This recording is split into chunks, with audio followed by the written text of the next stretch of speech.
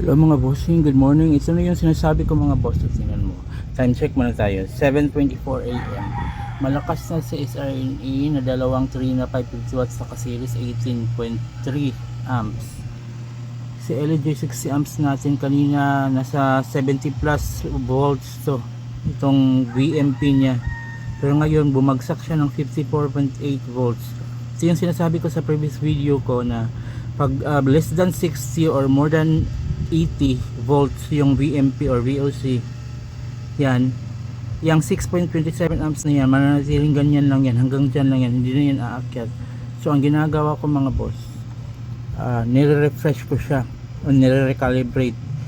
Ganito nga oras 7:25, so kailangan nasa 70 yan, 70 or 69, 70, 71, 72 hanggang 75, 78 ganun. Kasi pag below 60, kasi 55 yan, di ba? Or more than 80, 81, 82, 80 ganyan. Mahina yan, hindi na yan aakyat. So hindi ko alam kung hahayaan ko tong ganito, magre-recalibrate siyang kusa later on or ilang minuto ba ang hihintayin. Pero pag ganyan, nasasayangan ako kasi dapat malakas na yan, 653. So i-recalibrate natin, try natin i-recalibrate. Tingnan natin kung aakyat yan, 6.59, di ba? Tapos 56 volts. Punta tayo sa charging voltage, punta tayo sa LFP. Yan, pindutin natin to.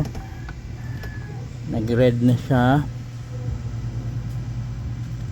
Gawin natin 8. Pindutin ng okay ng 1, 2, 3, 4, 5. Oh, okay na yan. So escape. Tingnan nyo, nag 0, diba? Yan, bumalik sa 71 ang voltage. VMP VOC. Yan, kanina 6 lang yan, diba? Ngayon 8 na. Yan, na-recalibrate na natin siya. Successful. 29.2 volts, 60 amps, 71 volts na siya. Yan, buong araw na yan, okay na yan, goods na yan. Like for example, malakas na yung araw talaga. So, kasi facing west to, diba? So, akit na 8, 9, 10, 11, 12 hanggang sa naranasan kong mag 46 siya. Yun lang ang nabutan ko. Baka may lumampas pa doon, hindi ko na siya nabantayan or natingnan. Yan. Since na-recalibrate na natin siya ganun, okay na yan mga bossing. So yan, Elijoy, shout out sa iyo Elijoy. So sana matanggal nyo na itong ganitong issue sa ating 60 amps. Kasi sa 60 amps ko lang ito naranasan. Hindi ko naman naranasan to dito sa 600 watts nyo at saka sa 200 watts step up. Okay yung dalawa.